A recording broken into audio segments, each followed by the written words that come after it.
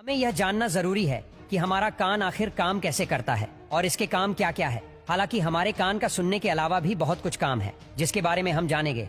देखिए, हम सब जानते हैं कि हमारा कान हमें सुनने में मदद करता है और हम जितना भी इंफॉर्मेशन लेते हैं उनमें से 13% इंफॉर्मेशन अपने कान से ही लेते हैं, मतलब सुनकर लेते हैं। इसलिए पहले हम ये जानते हैं कि हमारा कान कैसे बना हुआ है। जब हम अपने कान की संरचना को देखते हैं तो हमारा कान 3 पार्ट में बटा हुआ है, आउटर ईयर, मिडिल ईयर और इनर ईयर। कान का हर एक पार्ट अलग अलग काम करता है और अलग अलग सबका फंक्शन है। सभी साउंड को प्रोसेस करने का काम करते हैं। हमारा जो आउटर ईयर होता है ये बना होता है पिन्ना से, जो हम अपने कान को बाहर से देखते हैं। बिल्कुल पत्ते की तरह निकला रहता है और इसी पिन्ना के बीच में एक गड्ढा सा बना होता है जिसे कोंचा या कोनका कहते हैं। और इसी पिन्ना के बीच में एक छेद होता है जो कि लगभग 3 सेंटीमीटर लंबा कैनाल बनाता है जिसे एक्सटर्नल ऑडिटरी मीटर कहते हैं।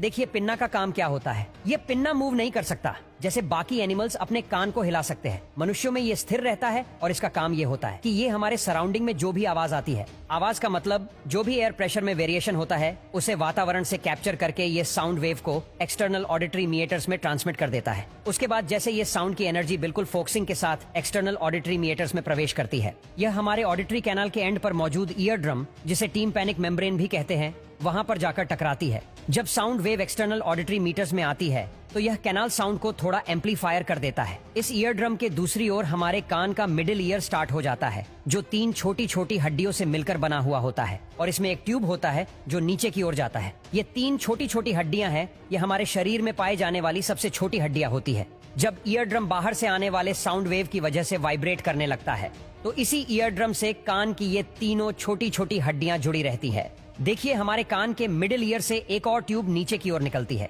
जिसे यूस्टेशियन ट्यूब कहते हैं। ये हमारे नाक से जुड़ी रहती है। जब भी हम सांस लेते हैं तो नाक के अंदर एक छोटा सा छेद रहता है जो यूस्टेशियन ट्यूब के थ्रू हमारे कान से जुड़ा रहता है। और जब भी हम सांस लेते हैं तो एयर यूस्टेशियन ट्यूब के थ्रू मिडिल ईयर में आकर यहाँ पर ईयर ड्रम पर अंदर की ओर से प्रेशर लगाती है। मतलब ईयर ड्रम पर बाहर से और अंदर से दोनों ही तरफ से प्रेशर लगता रहता है, तभी ये वाइब्रेट करता है और हम साउंड को प्रोसेस कर पाते हैं।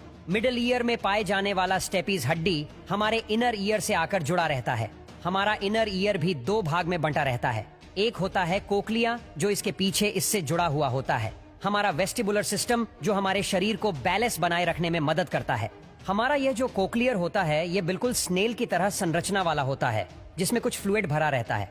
देखिए, जब ईयर ड्रम की वजह से ये तीनों हड्डियां वाइब्रेट करने लगती हैं तब ये हड्डियां अपने वाइब्रेशन को कोक्लिया में ट्रांसमिट करने लगती है। मतलब इसके वाइब्रेशन से कोक्लिया भी वाइब्रेट करने लगता है और ये कोक्लिया भी अंदर से 3 भागों में विभाजित रहता है। सबसे पहले साउंड हमारे ब्रेन स्टेम में पहुंचता है। ब्रेन स्टेम से एक नर्व आती है। इसी ब्रेन स्टेम के पीछे यहाँ से ट्रैक पहुंच जाते हैं थैलेमस में।